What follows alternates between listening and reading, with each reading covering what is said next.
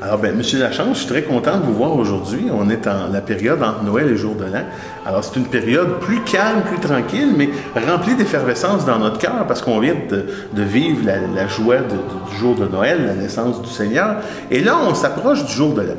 Et moi, je ne peux pas m'empêcher de revenir à Bonheur en héritage, à l'intérieur duquel ce livre fantastique que je vous encourage à vous procurer si ce n'est pas déjà fait, vous parlez du temps des fêtes de votre jeunesse. Et moi, c'est venu me chercher particulièrement parce que on vit dans notre société contemporaine au rythme de la consommation. On demande, on veut, on a besoin, il faut qu'on ait ça. Et on a l'impression que tout le côté amour, rencontre, accueil, partage a été un peu mis en sourdine. Et là, naturellement, je ne veux pas tout révéler le contenu de Bonheur en héritage parce que je veux que nos auditeurs le lisent, naturellement. Mais il y a quelque chose qui m'a frappé. Puis ça m'a frappé, et vous allez le voir parce que ça va apparaître à l'écran. Vous aviez dans votre jeunesse, et là, écoutez, chers auditeurs, ceux qui n'ont pas lu Bonheur en héritage, vous allez tomber en bas de votre chaise, parce qu'aujourd'hui, on vit au rythme des demandes qui sont faites. Les enfants écrivent au Père Noël, nous autres, on s'écrit notre note dans notre tête que pour Noël, on veut ça, on veut aller là, on veut manger ça, parce que, n'est-ce pas, c'est important. Mais vous aviez écrit une lettre à vos parents pour les remercier de tout ce qu'ils faisaient pour vous. Alors vous, c'était pas une liste de cadeaux que vous vouliez, là. Non, au contraire, vous vouliez leur dire merci. Oui. Moi, d'ailleurs, je conserve un excellent souvenir du temps des fêtes, quand j'étais jeune. Hein? Même si on n'avait pratiquement pas de cadeaux, là, mais parce que c'était un temps particulier pour se manifester notre amour. C'était pour moi, comme enfant, là, un temps pour remercier mes parents, pour remercier Dieu de l'année qu'on avait. Et aussi, c'était un temps pour se rapprocher davantage de notre Dieu, de notre foi, afin que dans la famille, autour de nous, qu'on puisse vivre plus, qu'on puisse continuer à vivre de plus en plus en harmonie avec la relation avec Dieu. Et je pourrais peut-être vous raconter un peu comment ça se passait le jour de l'an. J'aimerais bien ça. Parce que le jour de l'an, chez nous, Noël, c'était quelque chose, mais la grande fête chez nous, c'était le jour de l'an. C'était le moment fort. Oui, c'était le moment fort pour la famille. Là. Et la première chose qui se passait, c'était que tout à coup, on entendait maman qui nous disait très fort, « Levez-vous à matin, c'est le jour de l'an. » Ça, c'était autour de, autour de 5 heures, probablement, du matin, là, très tôt le matin. Et puis, elle disait, c'est le jour de l'an, c'est le jour de l'an. Puis là, elle était toute joyeuse, puis levez-vous, c'est le jour de l'an. Bon. Alors là, on savait qu'on devait s'habiller se mettre le plus beau possible. Vous mettre sur votre 36. C'est ça. Notre 36, le plus beau possible. Et puis, là, on descendait en bas. Alors, dans la cuisine, ce qu'on voyait, c'était la grande table, mais recouverte d'une autre nappe. Elle avait été préparée, recouverte de gourmand, puis on n'avait pas le droit d'aller voir en dessous. Ça, ça restait là. Et en attendant, là, mon père, que lui était allé faire son train, était allé prendre soin de ses animaux à l'étable, était revenu, et durant le temps, puis là, il était dans sa chambre à se changer, puis quand il sortait de la porte de chambre, là, ce qu'il retrouvait, c'est qu'il retrouvait autour de la porte mon frère le plus vieux, mes 4 sœurs, ça s'en allait en ligne, là, en plus petit, moi, le 6e, puis mon petit frère le dernier. Et là, mon frère le plus vieux demandait à mon père la bénédiction. Et on voyait les larmes de mon père, les yeux, et puis, donc, ces larmes montaient, et puis là, il nous donnait sa bénédiction. Et on en profitait pour s'offrir les meilleurs vœux. Chacun se souhaitait une bonne heureuse année. Et après le souhait de la bonne heureuse année, c'était aussi le temps qu'il y avait, quand on avait des choses à dire à nos parents. Soit une petite lettre de remerciement, les vœux, un petit compliment qu'on avait préparé à l'école et où on donnait, et c'était le temps de faire ça avec les parents. Et puis, mais là, maman qui était une grande chrétienne, elle nous disait, là, écoutez, là, on commence une nouvelle année. Il est important de la commencer comme il faut. Alors, on va demander, on va prendre un temps, là. Oui, on est heureux ensemble, et puis on vit des belles choses. Mais par contre, faut pas oublier que c'est Dieu qui nous le permet.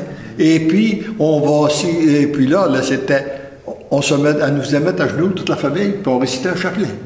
Pour demander à Dieu de bénir cette nouvelle année. Et là, après ça, là, on enlevait la nappe. Je ne veux pas dire qu'on n'avait pas des petites distractions dans le jour. Ben, moi, c'est la nappe qui m'interroge depuis tantôt. Qu'est-ce qu'il y avait? Est-ce que vous résistiez aux tentations, là? Puis je pense bien qu'on avait des petites distractions. Je me souviens pas trop, mais il me semble qu'on avait des petites distractions dans le temps du chapelet. Bon. Et puis...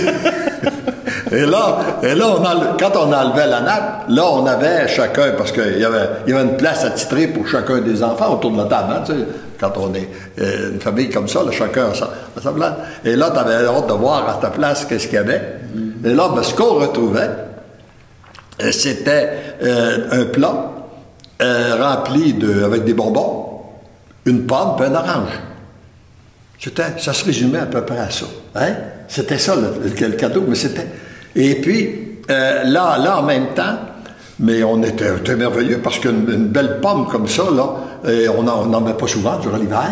Et puis une belle orange. En tout cas, c'était tout ça. C'était exceptionnel. Oui, c'était exceptionnel. Et puis, là, maman avait préparé, elle nous servait un repas, même s'il était peut-être 6 ou 7 heures du matin. Elle avait préparé un repas comme si ça avait été un repas du soir. Avec, il y avait tout un vrai repas, là, avec un bouilli de bœuf, puis toute chose nous faisait prendre un gros repas comme un repas de soir, avec un bon dessert et tout ce que c'est vrai. Alors, et là, on partageait, et par la suite, ben là, il fallait aller se préparer, aller atteler le cheval, partir en voiture, faire 1 heure de route avec un cheval pour aller à la messe de 10 heures le matin dans la paroisse. Alors ça, c'était... Eh bien, ça faisait plus dire pour ça, il fallait se lever de bonne heure pour être prêt à partir, puis que ça fonctionne comme ça. Mais il reste que c'était tout de même pour moi un très grand... je garde un excellent souvenir. Puis, mais les choses qu'on a vécues jeunes, je pensais à ça récemment, ça nous marque. Moi, l'effet depuis plusieurs années, on a l'avantage ici avec la famille Marie-Jeunesse, entre autres, là, d'être près avec des prêtres. Et on commence notre fête, parce que chez nous, aujourd'hui, quand les enfants étaient jeunes, on fêtait ça à Noël, mais depuis qu'on est devenus des grands-parents, on a repris le jour de l'an aussi. On laisse les fêtes dans les petites familles se faire à Noël, et nous, la grande famille, on la fait au jour de l'an. Et puis, on commence à 4 heures dans l'après-midi, le jour de l'an, par une Eucharistie. On a l'avantage d'avoir un prêtre qui vient nous aider à entrer dans le... Puis les gens sont invités, ils sont libres, s'ils veulent y participer ou pas, mais de façon générale, ça y participe en très grand nombre. Et puis après ça, là, c'est la fête, c'est le repas, puis c'est la fête. Mais c'est pour dire que, tu sais, quand je regarde ça, j'ai dit, ce qu'on a reçu, étant jeune, hein, on se retrouve que 80 ans plus tard, ou à peu près, on sent le besoin de le refaire. Alors, on est marqué par notre enfance. Et c'est pour ça qu'il est très important, comme avec nos enfants, nos tout-petits, qui ont faim de Dieu. Ils sont ouverts, eux autres. Quand ils sont petits, là, ils sont ouverts, ils ne discutent pas et tout ça. Ce qui manque, c'est souvent des gens pour leur en parler. Alors, comme parents, comme grands-parents, ne nous gênons pas de parler de notre foi, de leur témoigner. Parce que ça peut, on ne sait pas jusqu'à quel point que ça peut les influencer et les aider tout au cours de leur vie. Vous avez soulevé un point fascinant par rapport à l'importance des gens qui font quelque chose. Mais avant de l'aborder, moi, il y a une question qui me chicote, M. Lachance, puis je veux profiter de l'occasion. Peut-être que vous allez trouver la question superficielle, mais moi, je voudrais savoir, quelle était votre friandise favorite quand vous étiez jeune? Oh ben, je pense que tout ce qui était sucré, ça me demande. Mais vous n'aviez pas un petit penchant pour quelque chose? Vous n'étiez pas bonbon patate, sucre à la crème, ou il y avait pas... Ouais. Ah, ben le sucre à la crème, ça, c'était... Oui, le sucre à la crème était très fort. Il y avait aussi les bonbons de fudge, là. Fudge, Et puis, les bonbons patates. Les bonbons patates, c'était bon aussi, ça. C'était merveilleux, bon, ça. C'est bon. Et puis, après ça, ben, il y avait aussi toutes les délices que durant le temps du printemps, avec la tire. Sirop d'érable à la cabane. Ça, c'était un autre délice pour moi, là. Le sirop. Alors, tout ce qui était sucré, ça faisait mon affaire. Généralement, ça rentrait au poste, comme on dit. Oui. Mais vous avez mentionné, puis je vais y revenir, l'importance de communiquer des valeurs. Moi, j'ai remarqué, j'ai pas l'expérience de vie que vous avez, naturellement, mais on vit beaucoup dans une société de consommation. Et moi, je me souviens, quand j'étais jeune, à un moment donné, quand ma mère est partie, mes parents ont divorcé, premier Noël où mon père et moi, on s'est retrouvés tout seuls, on était vraiment tristes, c'était vraiment difficile. On abordait la période des fêtes avec beaucoup de douleur. Et c'était pas une douleur matérielle, c'était une douleur de cœur, dans le cœur. Et là, à un moment donné, il y a un religieux qui est venu nous inviter à passer Noël avec sa communauté, parce qu'il nous connaissait. Et il nous a dit, ben, vous pouvez arriver, je pense que c'était le 23 ou le 24, puis rester jusqu'au lendemain de Noël. Alors, naturellement, ça a changé toute la dynamique. Et ça n'a pas été un Noël de cadeaux. Il n'y avait pas de cadeaux. C'était de la fraternité, c'était du bonheur, c'était du partage, et c'était le côté humain. Et je sais qu'il y en a plusieurs d'entre nos auditeurs qui sont peut-être seuls, qui sont peut-être malades, qui vivent peut-être des situations de conflit à l'intérieur de leur famille, parce que, naturellement, on vit dans la période probablement la plus joyeuse de l'année. Mais il y a un côté à ça aussi il faut pas oublier qu'il y a des douleurs, qu'il y a des détresses, qu'il y a des choses difficiles.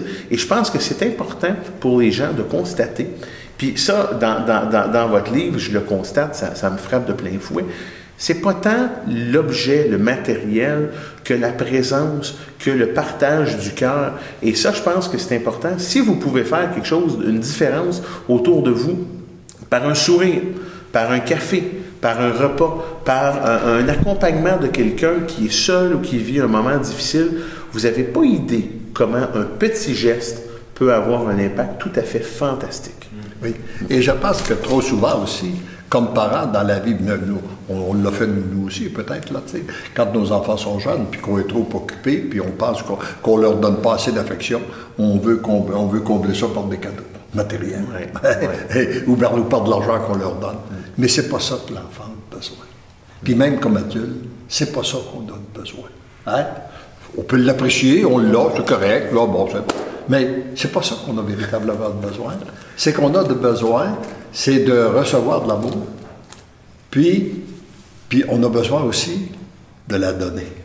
Tu sais, ça va dans les deux sens. Autant on a besoin de donner qu'on a besoin de recevoir. Alors on ne peut pas juste recevoir, puis on ne peut pas juste donner. Alors il faut accepter de faire les deux. Vous soulevez un point tellement important. Moi, l'année passée, on vivait une période extrêmement difficile et moi, je me disais, je ne veux pas que les enfants subissent ça. Je ne veux pas que les enfants subissent une situation de vulnérabilité. Il faut les protéger de ça. Alors moi, ce que j'ai fait, je suis allé vendre un paquet de mes livres. Je les ai retournés pour avoir des cartes cadeaux, pour être capable d'aller acheter des jouets aux enfants. Parce que je me suis dit, la dernière chose que je veux, c'est un arbre de Noël vide. Pour moi, il fallait que ça soit plein. La montagne de cadeaux, c'est important. Alors, je sais ce que j'ai fait. Je suis allé acheter un paquet de cadeaux.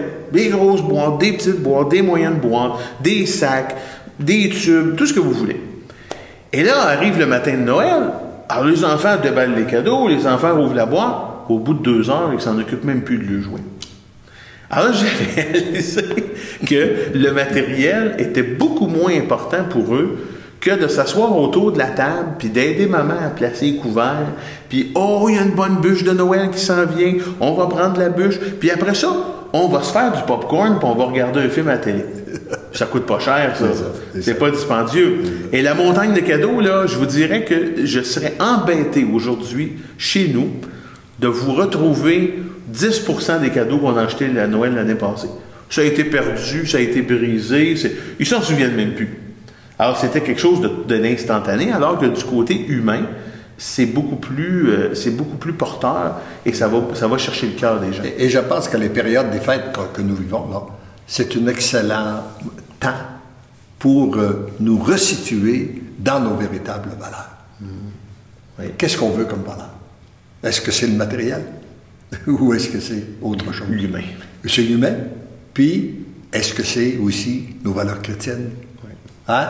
Est-ce c'est un temps pour nous resituer dans nos valeurs, se décider ensemble. Puis pour moi, c'est une belle occasion pour se décider davantage pour Dieu, puis en profiter pour le remercier. Moi, j'aime bien faire le bilan. J'aime faire à chaque fin de chaque année, là, j'aime ça revenir en arrière, puis dire au Seigneur, regarde que tout ce que tu m'as donné de bon cette année-là, puis je te remercie pour tout ça. Hein? Puis je te demande de bénir la nouvelle année, puis de l'abandonner aussi, de vivre ça aussi avec confiance. Parce qu'il y a beaucoup de gens qui, à chaque fois qu'il arrive une nouvelle année, ils sont préoccupés. Parce que pour eux, ça va être une année de catastrophe, Ils anticipent la perte d'emploi, ils anticipent ci, ils anticipent ça. Il y a un paquet de préoccupations. Alors qu'en réalité, si on vit ça dans l'abandon, ben, on verra dans le temps. Puis on fait confiance. Un jour à la fois. C'est à chaque année, je pense que c'est une occasion que nous avons on disait, on prend des résolutions, là. Souvent, au jour de l'an, souvent, on prend des résolutions et on les tient pas. on les reprend l'année d'ensuite. On revient avec les mêmes l'année d'ensuite. Mais c'est tout de même une occasion pour nous restituer de qu'est-ce qu'on désire. Les résolutions, pour moi, c'est qu'est-ce qu'on désire réellement. Puis j'inviterais les gens là, qui nous écoutent à réfléchir sur ce qu'ils désirent pour eux. Est-ce que c'est plus de matériel? Est-ce que c'est plus de relations, d'amour dans la famille? Est-ce que c'est plus une meilleure relation avec notre Dieu?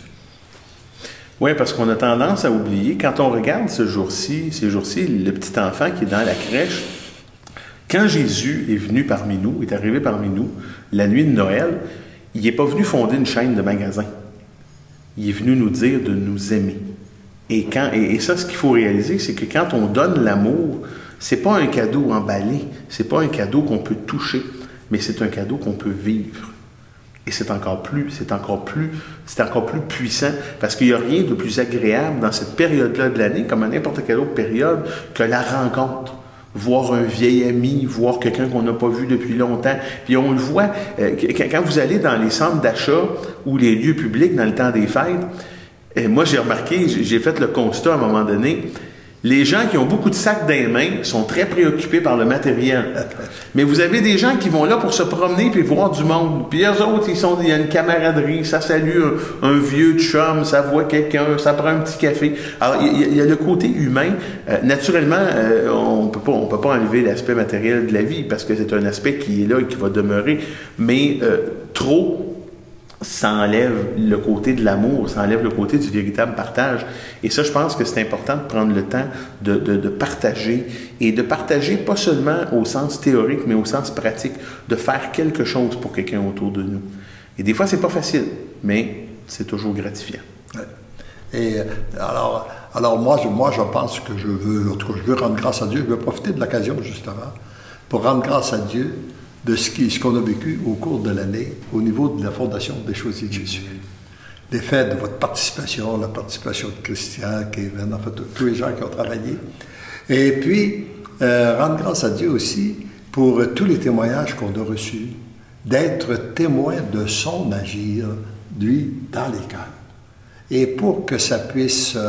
et il n'y a rien, je pense aussi, comme la bénédiction d'une année, pour la bénédiction qu'on peut avoir, pour nous empêcher de vivre pleinement une relation amoureuse avec lui. Et là, on aura sous peu, très, très, très bientôt, là, nous pourrons vous offrir vidéo dans laquelle on aura la bénédiction d'un prêtre. Parce que, oui, les humains peuvent bénir, mais je pense que la bénédiction, le Seigneur aime passer par les mains de son prêtre. Alors, on aura un prêtre qui nous accompagne, qui pourra faire une bénédiction afin que l'année, que tous les gens puissent débuter cette année dans un esprit de confiance, d'abandon, pour goûter davantage cette relation d'intimité avec notre Dieu. Afin que que chacun d'eux, j'aimerais bien ça, que tous les choisis de Jésus à travers le monde puissent dire comme Saint Paul, ce n'est plus moi qui vis, mais c'est le Christ qui vit en moi. Alors, on vous souhaite une bonne continuité du temps des fêtes et on espère vous revoir très bientôt avec nous pour partager d'autres moments, notamment lorsqu'on offrira la bénédiction le 1er janvier, mais aussi, la période des fêtes, il en reste quelque chose suite à ça. C'est pas un moment qui meurt, c'est un grain qui est semé et qui porte des fruits durant toute l'année. Alors, on espère que vous... Pardonnez mon chat dans la gorge. On espère que vous avez un très beau temps des fêtes et on se revoit très bientôt. Et on dit à tous, parce que l'amour vous aime, vous devenez l'amour. Et ensemble, on pourrait leur dire, heureuse et sainte année 2018. À très bientôt.